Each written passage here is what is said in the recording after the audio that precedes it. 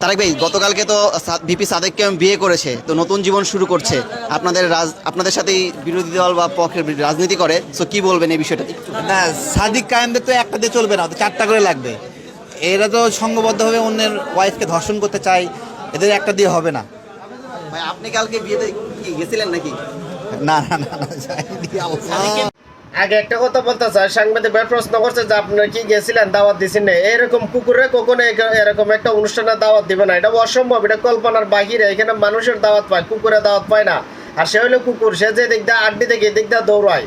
সে যদি মানুষ হতো তাহলে বিয়ার সম্বন্ধে নিয়ে আসে একটা সুন্নত কাজ করছে, একটা ফরজ আদায় করছে, সেই ধরনের খারাপ মন্তব্য করতো না। এখন আপনারা আমার ভালো পান আর না পান, আমার 2-4টা গালি দেন, তা তো আমার সমস্যা নাই, কিন্তু আমি আপনাদের কাছে প্রশ্ন রেখে গেলাম। তারা প্রশ্ন করছে যে সাদিক কাইম ভাই বিয়ে করছে, আপনি কি তার নিয়ে 2-4টা কথা বলবেন? সে বলছে তার একটা হবে না, তার 4টা লাগবে। এই কুলাঙ্গারা বাচ্চা কি জানে তার কয়টা লাগবে? সে আসলে মানুষ না, সে মানুষ নামে বড় শয়তান।